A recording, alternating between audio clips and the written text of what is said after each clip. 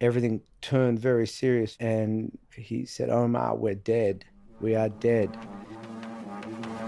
This is how the multi-million-pound trade in illicit cigarettes is being tackled. And said they had links to the Triad, Hong Kong's mafia-like network of gangs. Part of a tobacco fraud black market making money for organised criminals.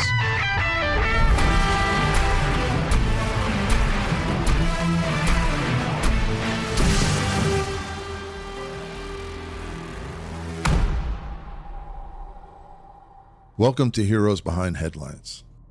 More than 450 billion counterfeit cigarettes are sold each year. 99% of them are manufactured in China and trafficked by the infamous international criminal organization, the Triads.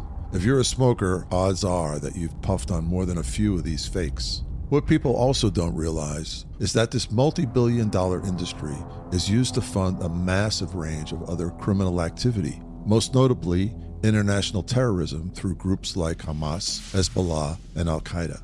Enter Omar Khan, a good friend and an extraordinary individual, starting with his family history to his career as an international investigator for private security companies and intel organizations like the CIA. Today, he's going to tell us the story of how he infiltrated the Chinese Triads and took down a huge part of their cigarette smuggling operation.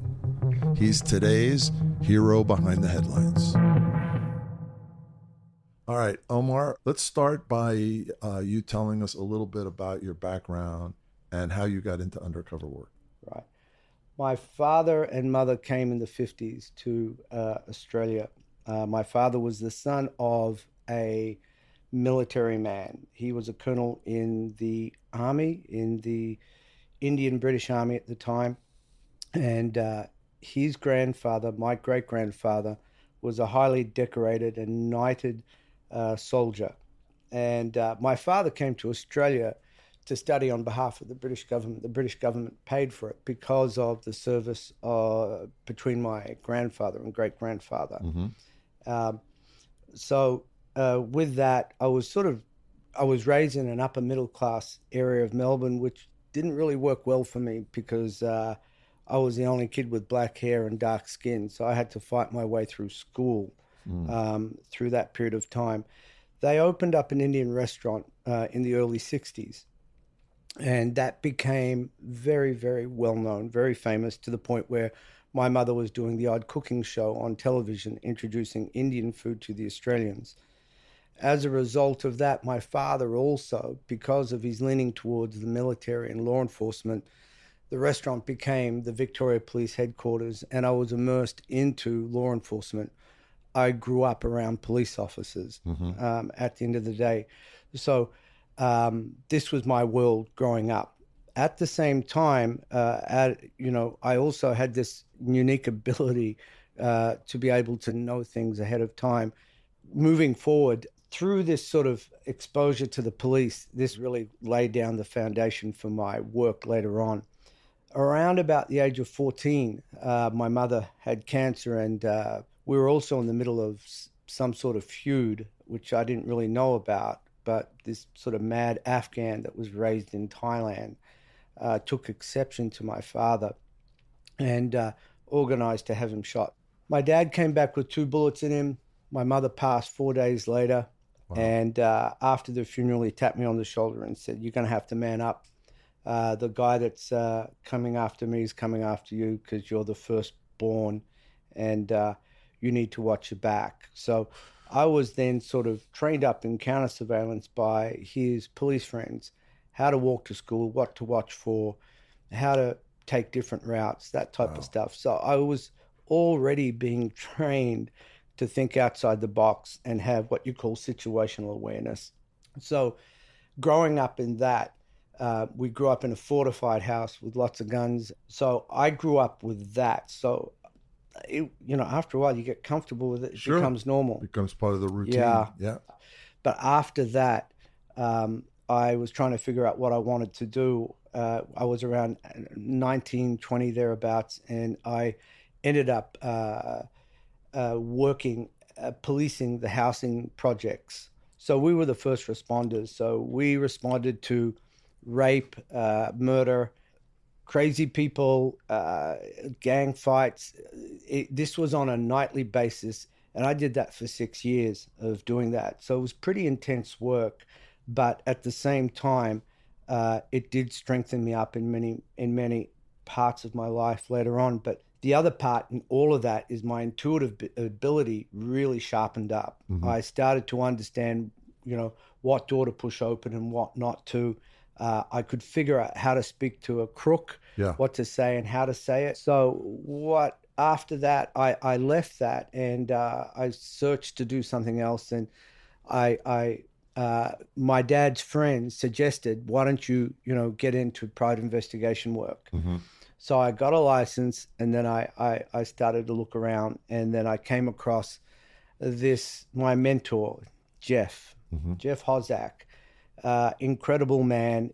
Jeff trained me up. Yeah. And I learned all the skill sets through him and a couple of other, investigators that have been around for a very long time. And so I gained a lot of methodologies and techniques and ways of doing things, which would serve me later on.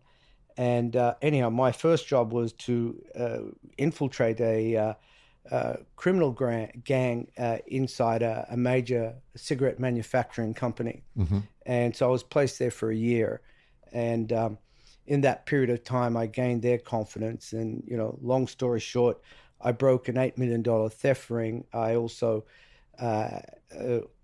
caught 2 bank robbers, and I also nailed one of the head guys of the Painter and Dockers Union, which was, the unions for the docks. So it was a huge success at the time. And at that moment, there was, during that raid, there was customs, the federal police, and Victoria Police all involved, because they had all different, areas of law that all sort of connected to this particular op. That really brought attention to these law enforcement officers, and I started to work more or less along the lines with them in many respects.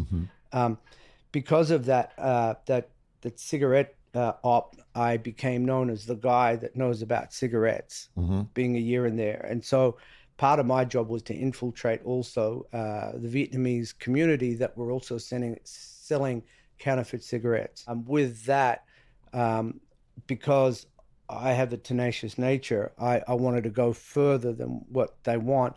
So I started to frequent the bathhouses where these criminal groups would hang out. I developed a relationship with them through alcohol.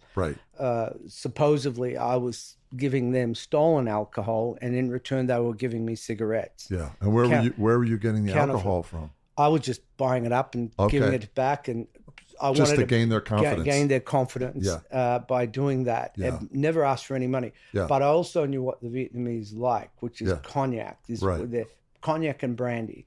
These two are their favorites. So I had this supposedly connection for that. So I became their best friend. But what that was, it gave me a really good understanding of how the Vietnamese work, or crime gangs work. Which was leading into where I'm going. So after a while, I was recommended by an ex-federal police officer that actually did work in Hong Kong for a while to carry out or participate in an operation in Hong Kong that had begun. And that particular operation was the Chinese Triads were landing containers of counterfeit cigarettes into Australia. Oh, so they were the source of the counterfeit cigarettes. Yeah, they were the source. And because of my background and connection that I had, I was the guy for the job, so to speak. The counterfeit cigarette industry is massive and global. Its estimated revenue is $50 billion a year. The loss in tax revenue in the United States alone is between $3 and $7 billion annually. So the stakes for the U.S. and other countries are huge. Around what year is this? We're now talking early 2000s. At this point. And so with that, I flew across and I met up with the head of one of the largest investigation firms in the world, quite well known at the time. And the guy that was heading it was also ex-Intel. Yeah. So just a side note, many of some of those large investigation firms are headed by a lot of ex-Intel, and agencies do use them for particular, or they liaise with them. Right. So the line is very thin between the two of them. Yeah. Between the two of them. So in this case, with counterfeit cigarettes, there's a much bigger picture to this that a lot of people don't understand. That counterfeit cigarettes also finance terrorism on a large scale. Yeah. And back in the day, it was Hamas and Hezbollah that was using this as a cash cow to finance their terrorist operations. To this day, it continues on, and it's a multi-billion-dollar business that's happening right now. In America, you'll find that half the cigarettes are counterfeit. It's a huge cash flow. There's not a lot of jail time for it. Right. And it's hard to detect in many respects. Interesting. And they're so good that you couldn't tell a counterfeit from a real cigarette. You can't. Yeah. You're right. Here in America, they even get it down to the tax stamps for individual states. Wow. So they're very good at what they do. So with this particular job, when I was brought into it, I knew that it wasn't just landing cigarettes in Melbourne. Yeah. What I wasn't told, but what I knew was that they wanted the key figures that were involved in counterfeiting these cigarettes. Yeah. They didn't want just the guy that's landing it. Right. They want the guy, the manufacturer, where this was coming from. Right. And this was going to go penetrate into the Chinese Triads. Yeah. So my op, was supposed to be long term. Yeah. And I was supposed to identify the key players in all of this, right?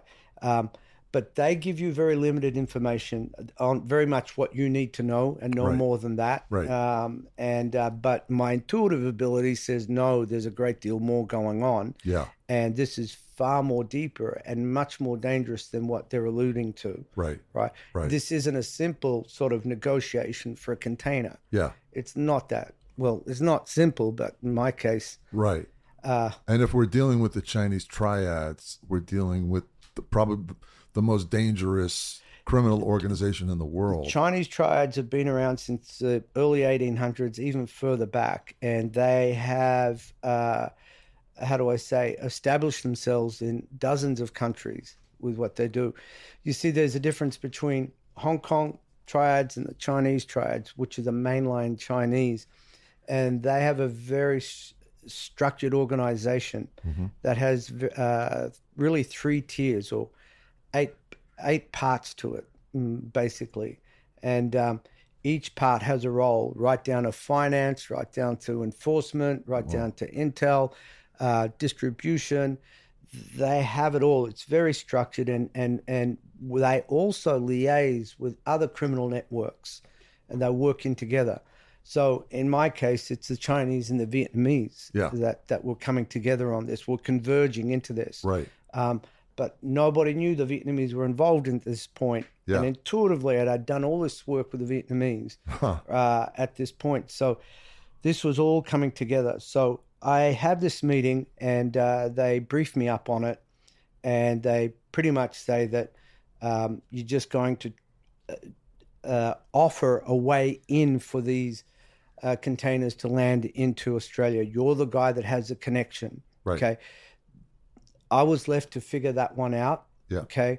But that was it. So anyhow, after that, I was pretty much briefed up, and I asked for a couple of days to myself to figure out how it would work. I actually flew back. Were there other people involved in this operation that you'd be working with? I'm sorry. Yes. Yeah. So I was introduced to the Daniel. He was the guy that initiated the op. He was the first guy on the ground with this, and his objective was to target a particular female who was a Cambodian girl raised in Melbourne.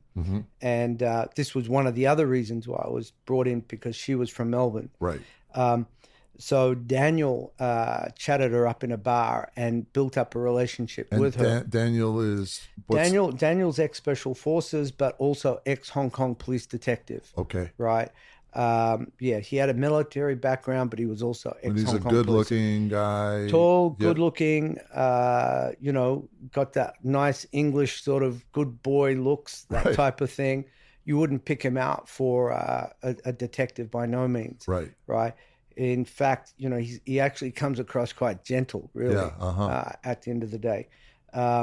So with his good looks and his charm, He charms her. He charms her, right? And they become very good, they become boyfriend and girlfriend. Right. And this Cambodian girl is Yeah. connected, is the connection to the Triads. She has a connection to the Triads, and this is why. So she was already targeted by law enforcement. They already knew about her, right? But she was very good in covering her tracks, so they weren't able to figure out or how she communicates with these people, and the range Right. of what she was doing. They weren't able to figure it out. They just knew that she was associated with Yeah, them. they pieced it together, one thing to another, but they didn't have solid evidence around her. But Yeah. they knew that she was a key figure Yeah. in opening up the door. Yeah.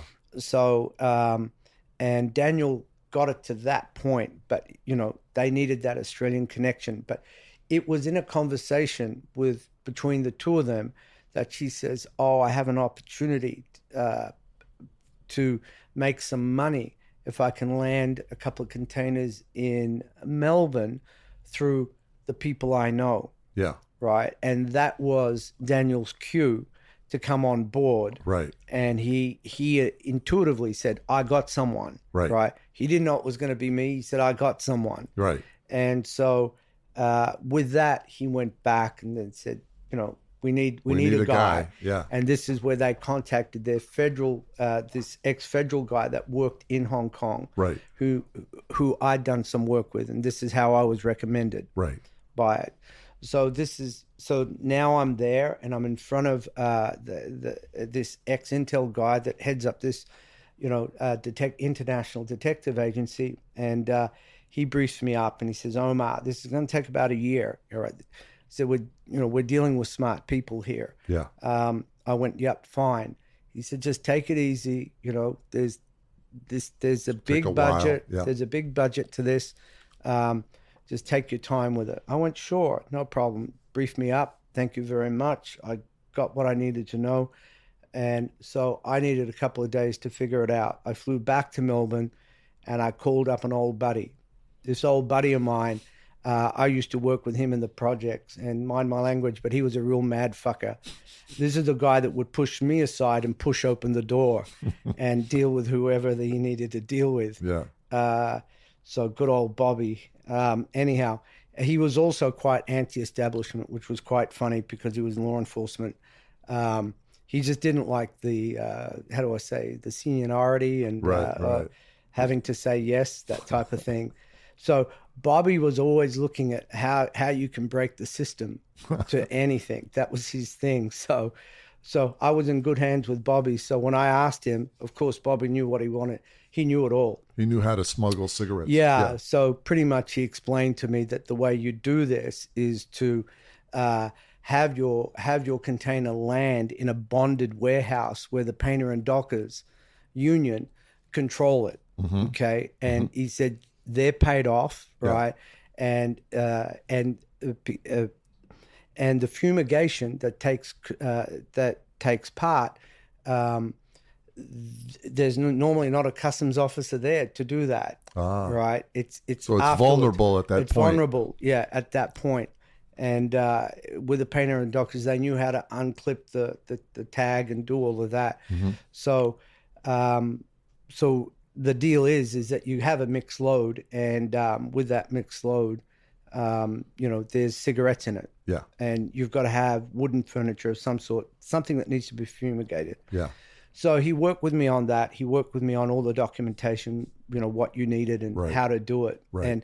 And he also explained to me they're usually 40-foot containers, not 20-foot, right? So all of those things were really important to know. So you knew now you have all the I details. have all the details. I understand what's going to go on. So I go back, right? I go back to Hong Kong.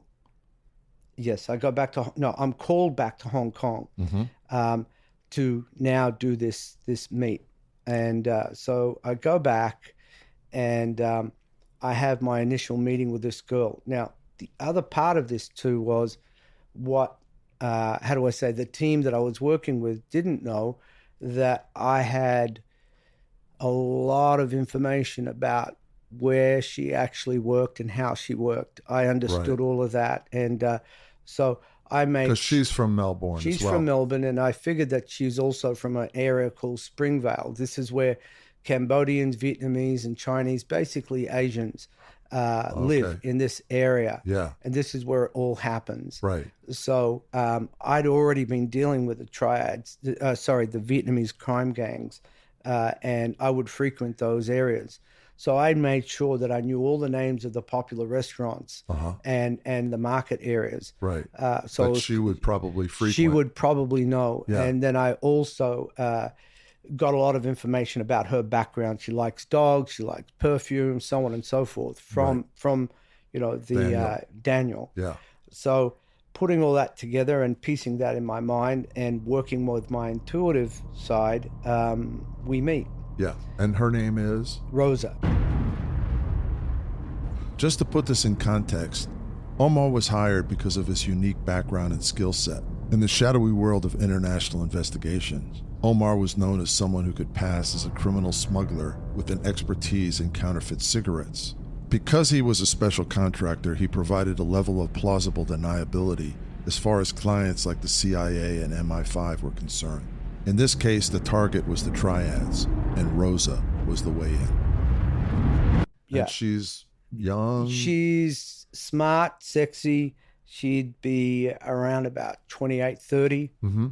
And she's smart. She spoke Cantonese, Shanghainese, and Mandarin. Wow. Right.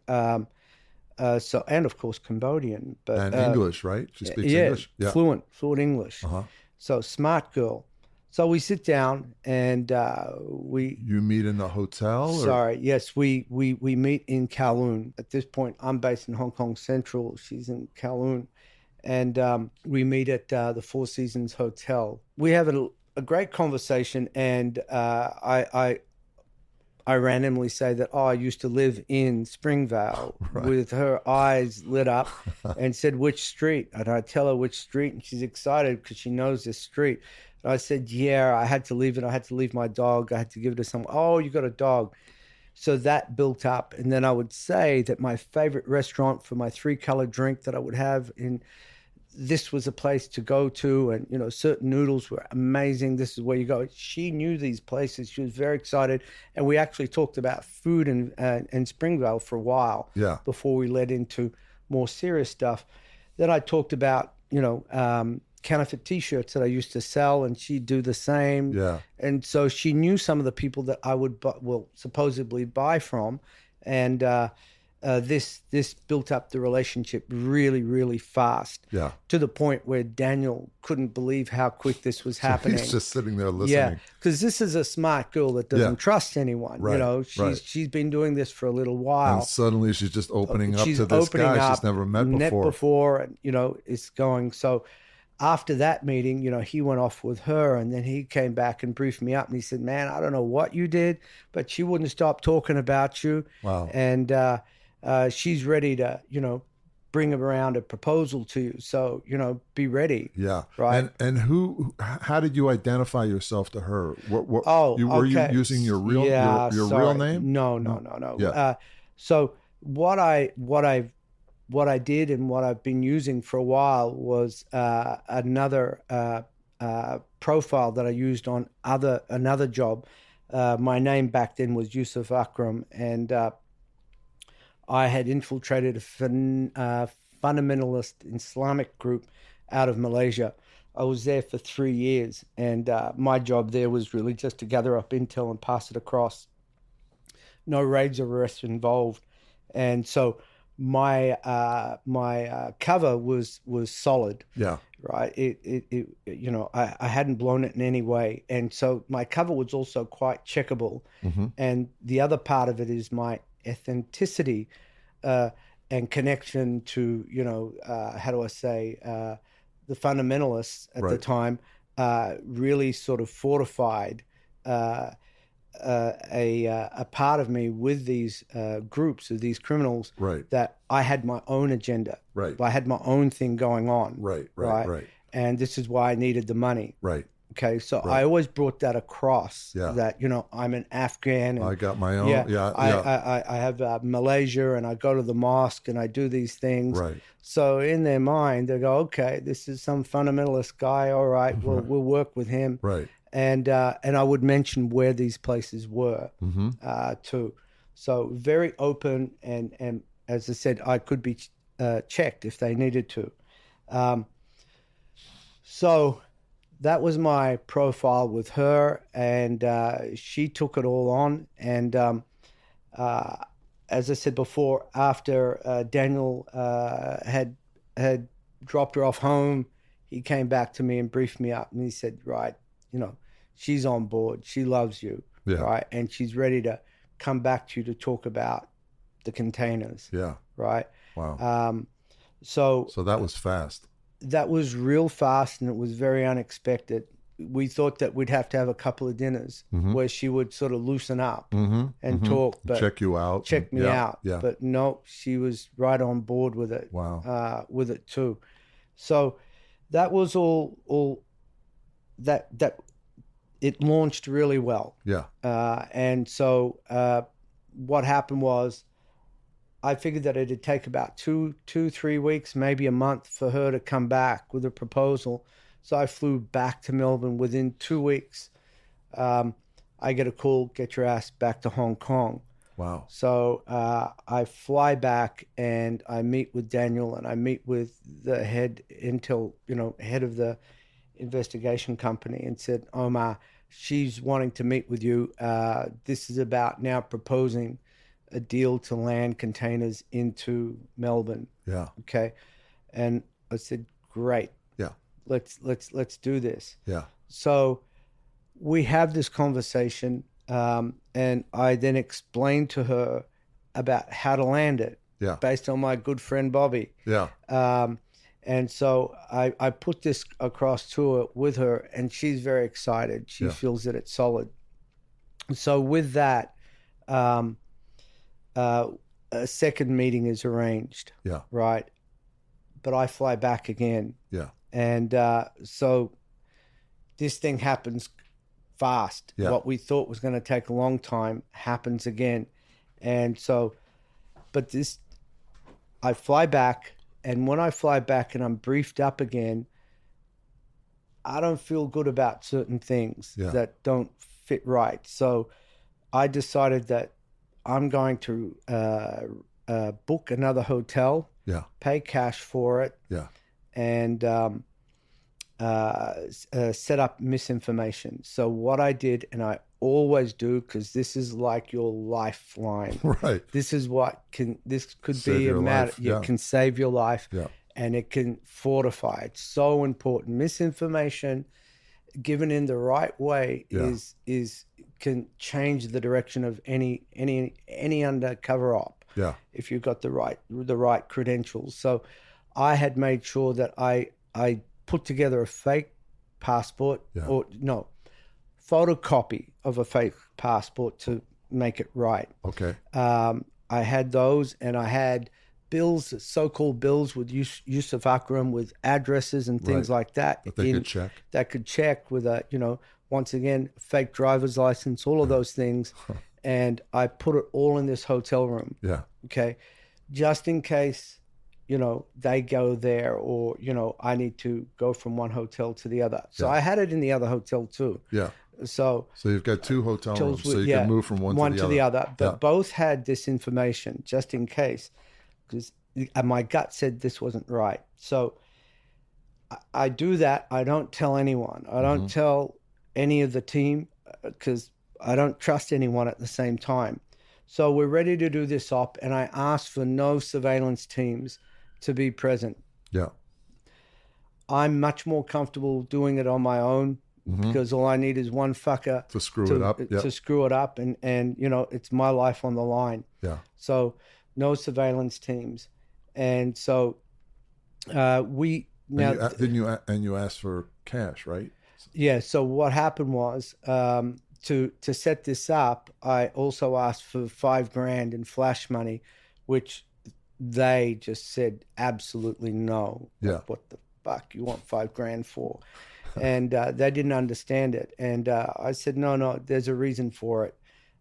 So I need it. And eventually they came through and they gave it to me.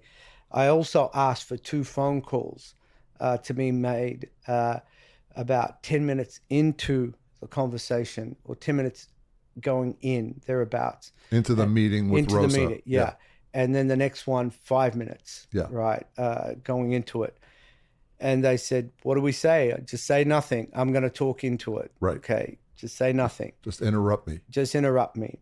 And this is all craft work, right? This is what you do, right? Craft work. Omar knew that in order to pass as a real criminal, he needed flash money, cash to carry in his pocket and spend in bars and clubs the way a real criminal would. The irony here is that the international security company that had hired him, a company like Kroll International or Hill and Associates, who worked for government intel agencies who choose to stay hidden, was giving him grief for $5,000 when the operation itself was worth tens of billions of dollars.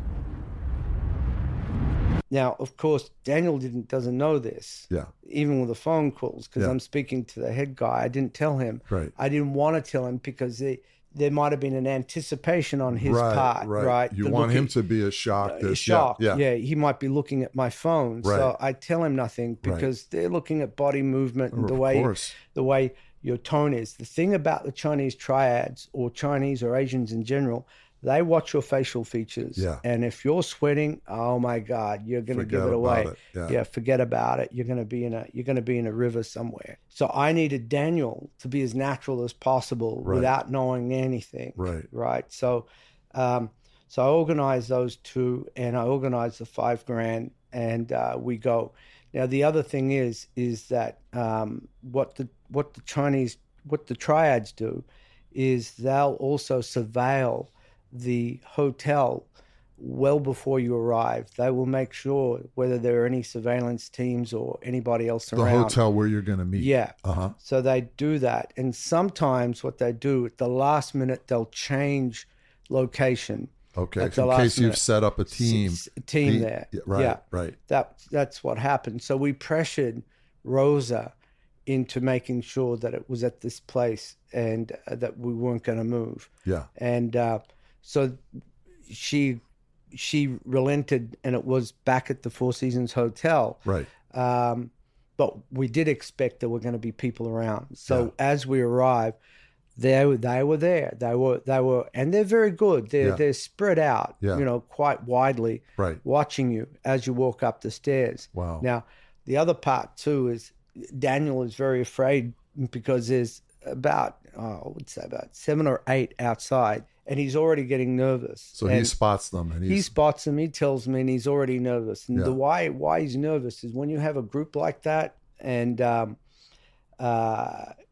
you mess up with the Triads, what happens is that when you step out in the street, they rush at you like a crowd. Yeah. They encircle you, and they use meat cleavers. And within about 4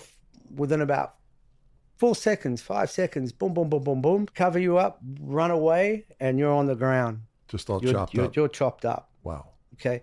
That's their method. And so in his head, they're already preparing for this to happen, right? So he's I could see his gut was moving around. Right. He's getting uncomfortable. Yeah. And I'm saying to Daniel, don't fucking sweat. Do not fucking sweat. Yeah. Right? Yeah. And I said, calm down. I've got it. Right. But you're just expecting to meet Rosa at this point, right? That's what we're expecting to talk about the next meeting. But when you see these Triad guys, you're probably going, this is bigger than that. This is bigger than that, right? So as we walk up the stairs, there's Rosa talking to two men. One of the guys is in a pinstripe suit, gray, very serious, soulless eyes, mid-40s. Chinese, very well groomed. And his size, he's very tall, which represents the Shanghainese. The Shanghainese are very tall people. Okay. Right? and their accent, there's a way that they speak that you can pick up, that you can tell that they're from Shanghai. So I had a lot of exposure to that in Springvale, back in Melbourne, amongst the Chinese and Vietnamese. So we go upstairs. She's talking to This is a big dining room in the hotel? In the Four Seasons, right? The other guy is a Vietnamese guy, small, dressed very raggedy, actually, mid-40s, but very hardened face. And I would say that this guy had gone through the war, and he looked pretty hard, but very quiet.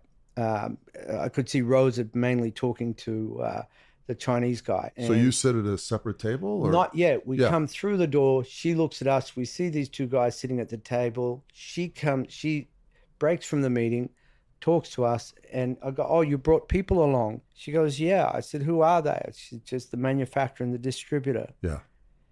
And Daniel was like, "What?" Yeah. And so everything turned very serious for Daniel. As we then went to sit on a table, Rosa went back. He said, "Omar, we're dead. We are dead." He's figuring out what was downstairs. Yeah. Right? As he looked in the dining room, he said there are 6 ex-Chinese Red Guards staring at us, and they are locked in. Yeah. They're staring. He said, "Look," he said, "we're fucked." He doesn't know that I've already figured out how to drop these containers in. Yeah. And I've got all the information. Right. He thinks that they've organized this to surprise us. Right. To catch us off guard. Right. And to see whether we're lying. Okay, all the way through. Right. So from his point of view, we're fucked. Yeah. So I tell Daniel, I said, "Bro, we're good. Yeah. I got this." I said, "Relax." So they come and sit at the table. Your table. Yeah, both of them. So the Chinese guys, he still stands up. He's about 6'4". He's a tall guy. Wow. And very serious, soul face, stone face. And of course, the Vietnamese is a little bit more polite. Sits down, but very quiet, doesn't say anything. Right. So they came over to your table. They came over to our table. They sat down. And at that moment, the phone rings. Now, I need to take it one step back. Okay. So after Daniel sat down and he said, "We're fucked. We're going to die." I could see Daniel turn white, but he was scared, and the word shitless comes in because he needed to take a shit. Yeah.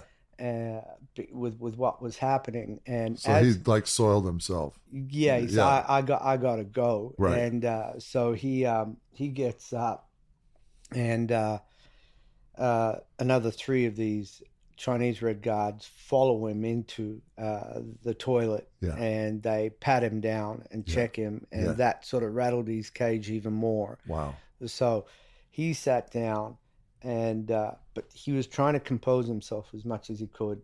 So as the Triad and the Vietnamese come and sit at the table, as they sat down, we make the introductions, and then my phone rings, the one that I asked for. Yeah. So I pick it up and I say, "Assalamu alaikum, brother." And I start yelling, and I say, "You tell those Karachi fuckers, right, that I'm not paying any more fucking money. I've given you enough fucking money, right? You get that container done, and I want that fucking container shipped out. No more fucking money, right? You hear me?" And then I put it down. As we start, and then I look at him, and I said, "These fucking customs officers, they want all the fucking money in the world, right? I've given them enough." And they smile, they laugh, and they look at me and they go, "Yeah, we had to buy a BMW for one customs officer." I went, yeah, stuff you have to do just to keep business fucking going. Right. And he said, "And you?" The Chinese go, where you from?" Because I'd said, "Assalamu alaikum." I said, "I'm Afghan." And I look at him, AK-47s. You want some? And when I said that, because there was a part of me that needed to say that, I saw him get uncomfortable. Yeah. He gave it away. Yeah. You wouldn't have not noticed it, but I picked up on it. He gave it away, and I went, "You fucker." So he was into arms sales too. You're dealing with guns. So this went on for only a minute. Then the phone rings again, and I yell in the phone, "Don't disturb me, you know it." I tear this pretend guy a new asshole, right? And I looked at the Chinese guy in a huff and puff. I said, "Business, it's always difficult." And he smiles. Now me doing that with a phone is a way of extending your persona and also extending what you're into within a second. Right. You give a piece of information Right. in a way that's so organic or appears organic that sits with them and in their subconscious of knowing, they go, boom, I know this guy. I know this guy. Yeah, so, I've been in a similar situation. Now, the Chinese guy was, did you understand what his position was? Good question, and it's something that I missed, that I forgot to say. Daniel pointed it out when we were sitting alone. He pointed out, he said, when he said that we were fucked, he said, what we got, he said, that guy there, he's a red pole, and that's the enforcer level of the triads. And if he's here, he's deciding whether we're going to live or die, Omar. Yeah. That's what this is about. Wow. And so within the triad sort of seniority, red pole, even though it sits in the middle between 8 levels, it pretty much can decide whether to move on something or not. They deal with law enforcement and intel. Yeah. So they have that there. And if you want to equate it to as being the general, the chief commander that can override the president, put it that way. So it's a bit like that. Yeah. So they have that much power, that particular level. And this is one of the reasons, and it was a fair enough reason for Daniel to be so worried at what we were facing. On my end of it, I hadn't experienced, the enforcer level. All I saw was a crook that I wanted to manipulate and get on side so I can get to where I needed to get to. So he represented that part of the triad organization. And this comes from mainland China. Yeah. And mainland China is where, how do I say, the very solid structure of triads are established in. You have a lot of loose triad gangs in Hong Kong that are very different to that structure. So we were dealing with serious guys that had networks throughout the world and had relationships with a lot of criminal networks throughout the world at this point. So the other thing that I picked up, was that I found that Daniel was very nervous because he was surprised by these 2 guys being here. And the first thing that this triad says to me, says, how do you land a 40-foot container of cigarettes? And with that, I look at Rosa and I said, I think is he serious? As Omar has explained, these cigarettes are often smuggled in containers on cargo ships. A container load of counterfeit cigarettes costs $1 million. It's worth 10 times that on the streets. The triad looks at me and it's like, what? I said, let me clarify. You're talking a full container of cigarettes? He said, yes. I said, oh, well, this job is done. I'm not fucking doing this. And he's looked at me. I said, you don't fucking know what you're talking about. He says, what do you mean? I said, who lands a 40-foot container full of cigarettes? You're going to get yourself fucked up by doing that. You'll get caught. And he looked at me and he smiled. He went, okay, you tell me. Okay. And I said, you're trying to catch me out. I don't fucking like this shit. I said, let me explain it to you. As you already fucking know, you mix the load. So we're going to mix the load with furniture so it can be fumigated. And what's going to happen is it's going to land in Melbourne and it's going to go to a bonded warehouse where it's controlled by the unions. Okay. And with that, we can open up the container. We know how to manipulate the tags, the safety tags, and we're going to pull out the furniture and we're going to put other furniture, pull out the cigarettes, we're going to put other furniture, and we're going to fumigate it, and it'll look all very legitimate. It went on about you know, bills of lading, you know, origins, things like that. Daniel couldn't believe that I had the information and it was flowing organically, as though I knew exactly what this was about and I've done it before. And of course, the triad guy was very comfortable because I was working through it. Yeah. So at the end of this conversation, he says, okay, we're good. And I looked at him and I said, well, no, we're not good. Daniels looked at me and went, what the fuck, Omar? And the triad is like, what are we not good about? I said, we can't move forward with this until one thing. And he said, what? I said, you need to buy a gold Rolex watch for my customs guy because I'm not paying the 10 grand for it. And Daniel is like, what the fuck are you doing? Right? Now, there's a thing that I do. You make a deal to break a deal to make a deal, right? Mm-hmm. And the way you do that, you're basically telling this guy, right, that I can walk away from this deal, right? That I don't care about it, which validates you even further, right?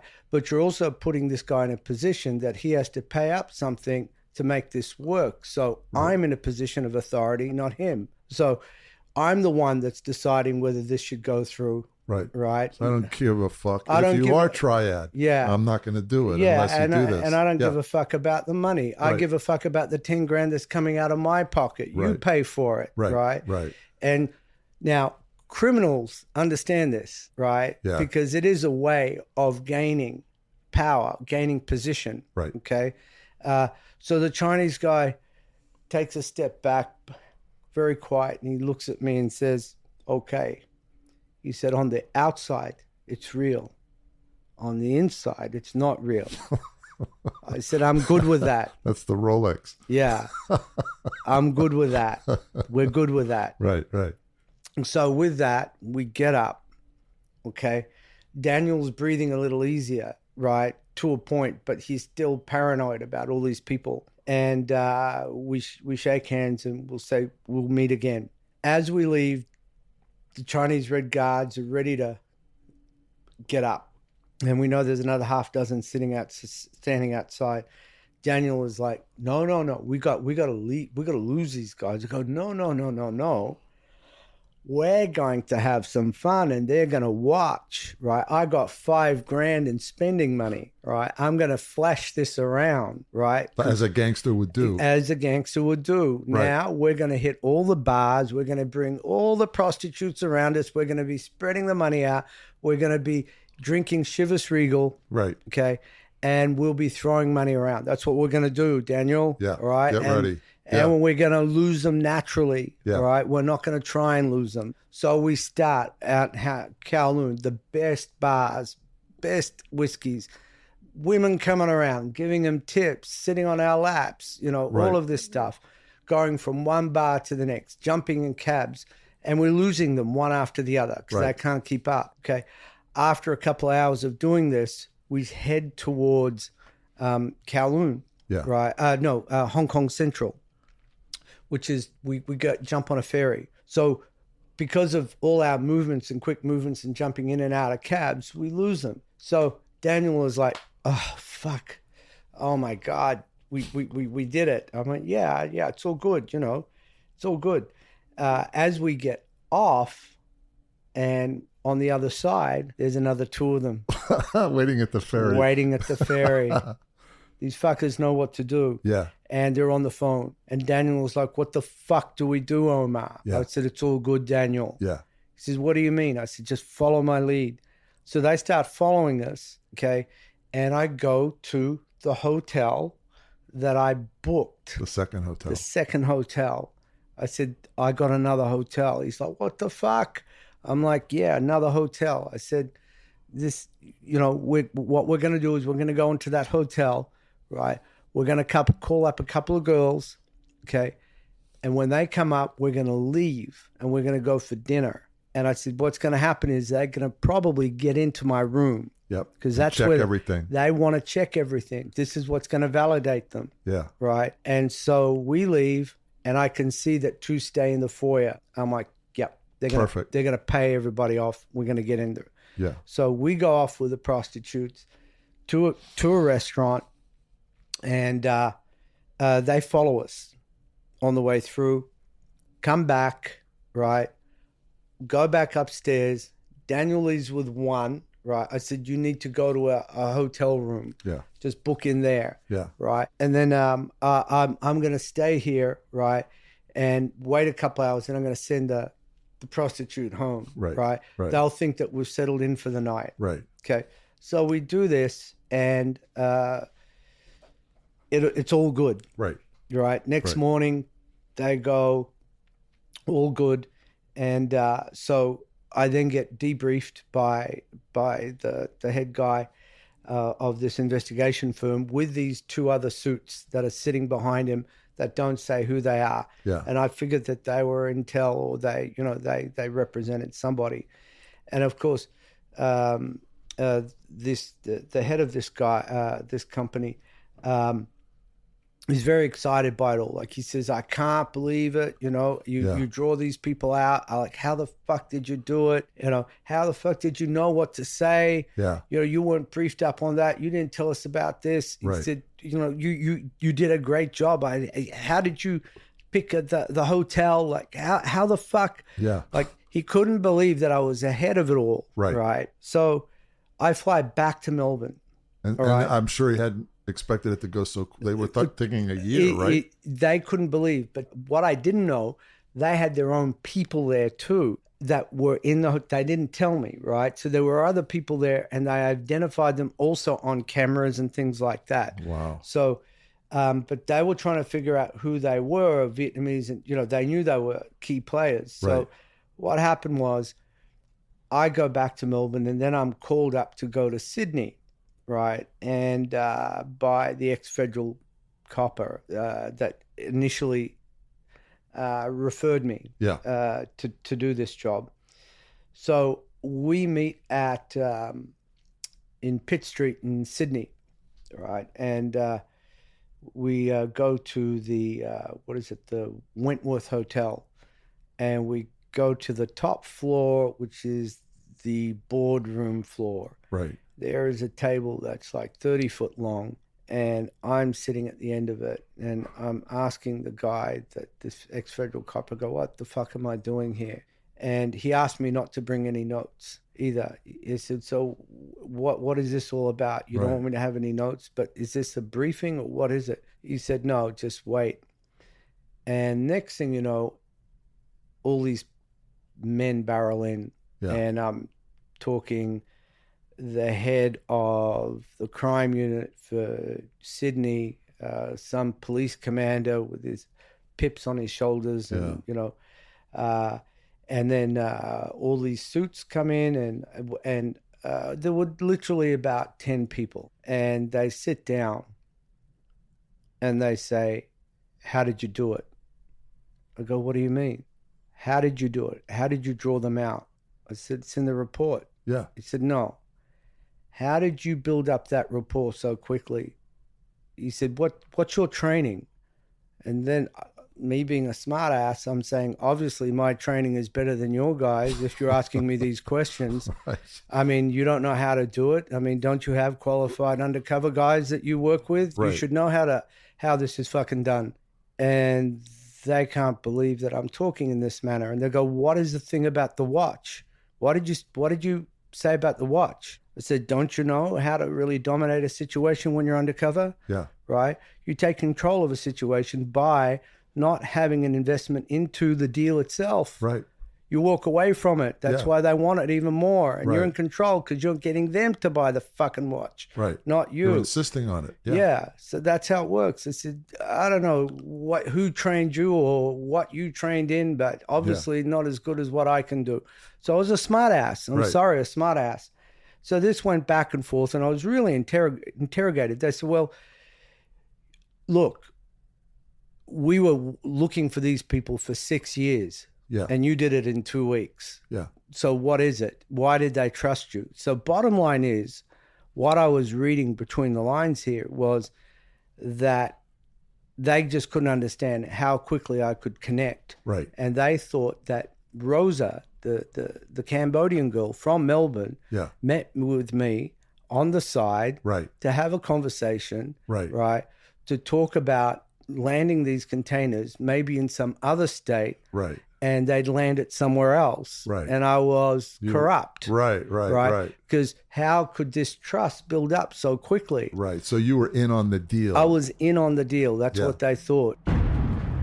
This meeting was very, very important. The government agencies behind the whole operation had come out of the shadows. They couldn't believe that an undercover operation that was estimated would take 6 years to penetrate the Triads, Omar had accomplished in 2 weeks. He was so good that they suspected he was a double agent. You know, there was the background of the Vietnamese and working with the Vietnamese. Yeah, you've been working on this for years, years, but my intuitive part knew what to do, and this is what always got me into trouble. Yeah. Right, with it, you know, because how could you do things so quickly? You must know something else. Right. But I never gave it away. I was accused of being psychic twice on 2 ops by police detectives, right, with it. So long story short, I was cut out of the deal. Yeah. So they took over. Cut out of the operation, after that. Mind you, there was a lot of arguing. In that room, there were the heads of 3 major cigarette companies. There were 2 guys that identified themselves as head of the crime unit or gangland unit and police commander, and there were 2 other guys which were intel that didn't say anything. Right. Now they were arguing back and forth. They were struggling with it because they knew I was good at what I'd done. Right. And they were considering me, but there was a tap on the shoulder and said no. Right. They went off and talked, and then they came back and went, no, thank you, but we're done. Wow. Right. Wow. After that, what I figured out is that they clearly identified the players. And they were the players that they wanted. At that point, and they felt that they had enough intel to launch another operation around these 2 guys. Without me. So, which was fine. I left. 3 years later, thereabouts, I'm in Malaysia. On another op, and I'm with I'm with one of the guys that were involved in the op. He was the ex-head of police intelligence and the tactical squad. From Hong Kong? From Hong Kong, but he based himself in Malaysia. He retired. And with that, as I'm chatting with him, a phone call comes through. And he says, this is for you. And it's the head of that investigation firm, that global investigation firm. And he said, Omar, he says, I have to tell you something, and I apologize what you went through. You were ambushed for it, but we just couldn't believe that anybody could have moved this thing so fast. We expected at least a year to infiltrate, and you did it in really 2 weeks. And he said, I want to tell you what happened. He said, what you did was that you opened the door to the largest money laundering and arms dealing operation in the world. He said, we've been at it for years. It really wasn't about cigarettes. Right.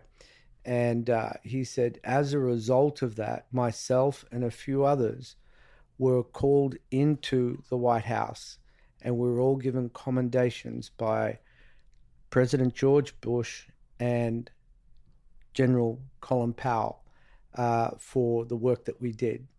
And I just want to let you know that you were part of it, and I'm sorry that you weren't recognized for it.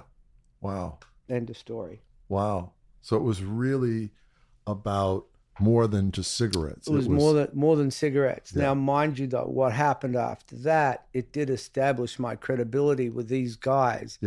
And that's a whole nother story. But I ended up in the tribal belt in Afghanistan, dealing with a warlord, identifying the smuggling routes for counterfeit cigarettes that were being used by Hezbollah and Hamas back in the day. And that's a whole nother story. But there was an op in that. But that gave me access to credibility and access into that. Which took 2 years to do. Wow. But more came out of it for me. Fantastic.